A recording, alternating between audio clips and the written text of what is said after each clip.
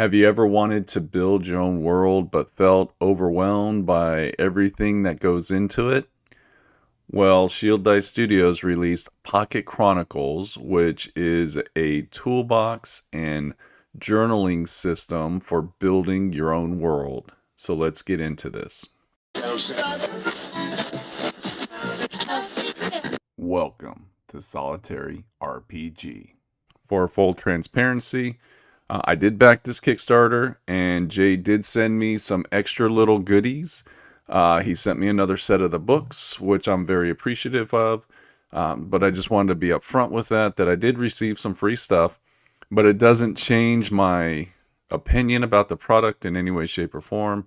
I did back this on Kickstarter and really feel this is something that I'm going to be able to utilize with my world building. Pocket Chronicles provides you different books for different world building subjects that you can use for capturing your information and keeping everything organized. They're small enough for you to take on the go. Obviously, Pocket Chronicles, something you can fit in the back pocket if you wear jeans. It's something you can tuck away in a backpack or any kind of sack that you take to work. Like I can put this in my lunchbox if I wanted to, and I can have these books with me. They're all different subjects, and we will go through them one at a time. So we have 5 Pocket Chronicles. Jay also had some cards that were printed up. These are like little bookmark cards, but they're also just cool little cards with artwork on them. There are some stickers, which we will talk about in more detail, but these are just something you can put on your map. So here's a fold-out map. I really like this map because of the size of the hexes. This is probably going to be too big to fit on my screen, but you'll get the point. This is the map. These are very large hexes, which is really cool because you could break each one of these hexes down into more hexes and create more of a larger region on this map. And then within this region, you can have more smaller hexes to represent this area. But I like it, and also can be used as a battle map. It's just really cool. I wish there was more products like this on the market. Just something like this, just this fold-out map that you could just use for whatever. You can draw a little bit bigger. Like a lot of times in the 1-inch hexes, it's real hard to draw or anything like that. I kind of like these larger hexes. So I have not seen this commercially available. Obviously, I can print stuff like this out on my computer. So you have 5 different Pocket Chronicles. This first one is the Commonplace book, which is just a place with blank pages, some inspirational quotes. A mind needs books as a sword needs a whetstone if it is to keep its edge. So little inspirational quotes throughout the book. And this is something you can just freeform write. A place, you have an idea, you just kind of jot it down real fast. Yes, you could use a lot of journals and other notebooks, but having it part of this collection is really cool. You're going to notice each one is color coded and has its own symbols. So there's a lot of things you can just identify with. So you know exactly which one is which. You have a logbook. So this is all of your hex paper, dot paper. This is something that you'll use to draw out your world. This piece right here, this page right here, kind of is what gave me the idea that you could just take this hex and say it's this area, and then this becomes like a region. Because you can always decide how long your hexes are. These can be 10 miles, 6 miles, 2 miles, whatever you want it to be. But you can kind of create your regions a little bit like that. So kind of a cool way of looking at that larger hex paper. You could also do the same thing here. This hex is here and it creates that. But this page right here is kind of this document right here. So you can kind of work on this and having those two together. Cool concept. But yeah, this is just where you're going to map out stuff. And you got all kinds of different types of graph paper and hex paper that you can use for your world building. concepts and ideas, and kind of creating your different regions or realms, or however you want to look at it. Really like that. The topography one is, I've really raved about this in my other video. This is just giving you more tools to work with for visualizing the area instead of making everything flat. Like we normally do with our hex crawls, like here are some woods, but everything's kind of flat.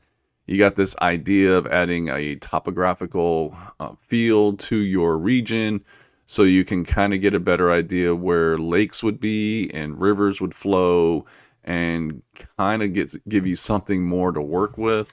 But this is just full of all kinds of different mapping tools that you can use, especially like these city maps. You're trying to create a city and you just don't have that feeling at the time of how to create like inner roadways and things like that. Well, you have some ideas here you can start pulling from, and you just have all these different pages to inspire you so you can create different regions. Like if you're trying to create an island, here's an island page, and you can put a dungeon on that island, and it could be a prison, and that's where they kept the worst criminals, and you've got to go in there and rescue a cohort that was framed, and there you go. You got an island to look at. You got some more visual stuff. Here's some canyons, which I just think is awesome. It has all this topographical kind of layouts and gridding, and I just really like it. It's just really cool. And yeah, just another tool that you can work with. Now, what I like about these being this pocket size is, you may not always be working in this book. And this may not even be a book that inspires you in any way, shape, or form. So you may not even keep it in part of your collection. But if you're working on something in one of these regions, you take this book and you work on it. And then when you're done with it, you can just put it back in your collection and then work on the next book, which is Mythos. This is one that's really going to flesh out your world, because this is where you can create all your prominent NPCs and factions. And this is where you start logging all that information, a timeline. So if you're creating a world, where did your world begin? And what are the important things that took place to really shape and form your world? So you're creating your history with a timeline. And that's important because, worlds just don't happen. And you want to make sure you have some sort of timeline, important times in your world that you've created. So this one really gives you a lot of information. Now, some of these books will have the index kind of pre-done for you with the important pieces highlighted, but you can see there's still a lot of blanks because you can fill in that information as you're going, especially if, famed weapons, songs, and poetry. I really like this. One of the things that Jay did with Loom, the lore book for Loom, is he wrote songs for it, which just adds so much more to the world, because songs really capture the history or a point in time. So neat stuff. You got your magic system. So all of this is really basic information that you're going to fill out, but how do you create this information? Well, that's where the most important book comes in. This is the toolbox. This is probably going to be the book you're going to use the most out of this collection, because it gives you all the tables and charts and things to roll up on so that you can fill out some of this other information, especially the mythos information. This book is just chock full of charts and tables. This spread here, this gives you kind of a little pie charts that you can roll on to figure out what kind of a magic system you have, or what kind of crime or religion, all these different subjects. Each one of these pie sections is broken down into 6. You roll a d6, and based on your roll, you kind of move up the different pie pieces, and it gives you kind of a balance of how your magic systems are kind of developed in your world and what they focus on. So this just gives you information if you want to just add a little bit more of that randomness to the creation to kind of help push you to create a little bit more. Rolling on these will help do that, because you have no control of what the dice are going to roll, and that can really force you maybe to focus on something you may not be that versed at, and you're going to do some research to figure it out. But yeah, these are just cool little pie charts you can roll on just to kind of give you that feel, that vibe of where these things are at. and the different regions of the world. And I would definitely recommend using like pencil for all of this stuff, because you may want to reuse this a couple times for different regions within your world. So don't use pen. Just a recommendation. And then you got nations of the world. So like, what are these nations known for? So this is kind of like their big thing or something specific about them. And then you come over here to these graphs. So this is a neat little D20 system where you got a bunch of different graphs for different concepts.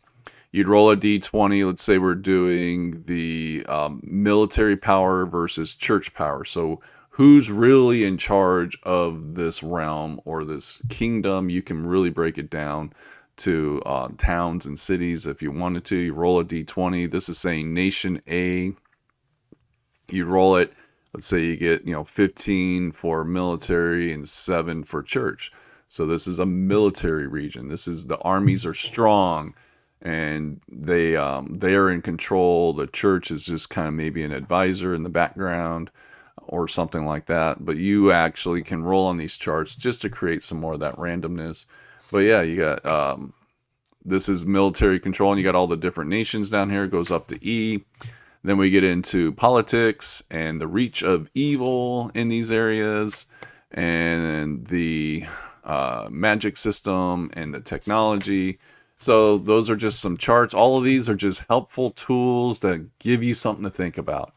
Nothing saying you have to follow what the roles are, but it's always kind of cool when you push yourself, push your boundaries, push your creativity to really kind of come up with some different ideas that you wouldn't normally think of. Again, now we're just going to start getting into some of the tables. You got some campaign concepts here about themes and genres for campaigns, and the gods and the religions, just charts you can roll on to get names. And that's what you can take these charts and you can start filling out this book with all the different concepts in this book, with all the different NPCs, because there's NPC generation in here, different features. So if you're in a certain region, you don't know what you want to put there, you can roll on some charts, and yeah, it just keeps going. You got a lot of stuff to work with. This is the NPC generator here. What are their archetypes? What are their personality types or their temperament? So you got something to roll on. And then you just get into more stuff about the NPCs, like a feature, their goals, relationships. This was really cool. Why is this NPC like? Why do you have a relationship with this NPC? Or is sometimes when you're doing a role playing game and you're trying to come up with some understanding of why everybody's there together, why are they friends? You have this little chart you can roll on. And it just gives you something more to work with than kind of the generic stuff. It kind of pushes you to think a little bit differently. But you got pretty basic stuff. I thought Pen Pal was kind of interesting. That was pretty neat. You got coaches and classmates and teachers and spouses and neighbors and mentors and partners. Just really basic stuff that we understand, but you can always twist it up just a little bit to add a little bit more to that relationship. For the characters and the NPCs. I just liked it. I've never seen a chart like that before. I'm sure it's out there. I just haven't seen one. Heirlooms, which we're real familiar with, something special for your NPCs. And then we get into weapons. So we got different types of weapons and relics. Like I said, this book just goes on and on. These are really neat. Not all of us can write songs. So you have some tables here that you can actually roll on, some D20 tables, but you have a title. So these are creating you titles. So maybe you can't create the actual content for them, but you can create a title and maybe just give that title some meaning. And that is the song, and you can just work with it from there. Maybe as time goes on, you might be able to add to those lyrics and really create that song. Same thing for poems. And then you got your magic systems. And then you just get into tales of legends and different gods. And one of the more important things is creating flora for your world, plants and things like that. A lot of this uses stuff that we're real familiar with in the real world, but it doesn't mean you can't use it in creating a fantasy world. because you can roll on this a couple times, kind of combined those elements to create something unique. And I really like that. It's the same thing with the D100 animals table. These are just really common everyday animals that we're familiar with in the real world. But by rolling on this a couple times, you can kind of create that fantasy kind of like half bear, half alligator, cat type creature by rolling on this, just forcing you to take different elements of animals and kind of creating a new species for your game. But if you don't like that, you have your standard monsters from fantasy world that we're familiar with, and also cursed people or dead people or the undead, or however you want to look at it. And then you got dungeon locations and dungeon drawings. So if you want to draw your dungeon, come up with, these pretty simple charts. This one's a D20, a D12, basically giving you different door locations on all the different elements, even though they're the same, just where the doors are at are different. And you can just start rolling up your dungeon, taking that stuff and go into your logbook and create your dungeon. And you got your location and all your stuff. And then you got some blank tables for you to create your own. So I spent more time on this book because this is probably going to be the most important book out of this collection, because this has all your tables for going in and filling out these books. Now we're going to take a deeper look at the stickers. As you notice, as I was looking at the books, they are color coded. I mentioned that. And so you've got an orange book, which is going to be your Mythos book. And we got this symbol here for a sticker, and these symbols match. We have an extra one for the black, which the symbol doesn't exist, but you have some extra stickers. So if you're working on your map or whatever page you're working on in your logbook or wherever, if you just want to pull attention to something, you can pull one of these stickers out and place it on your map.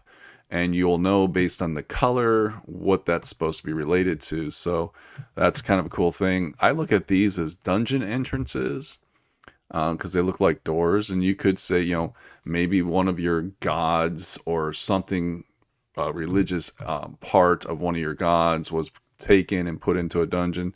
So if you pull this, you know what this dungeon is about, this mythos in this book. So it's kind of giving you a way of linking your map to your books, which I think is really cool.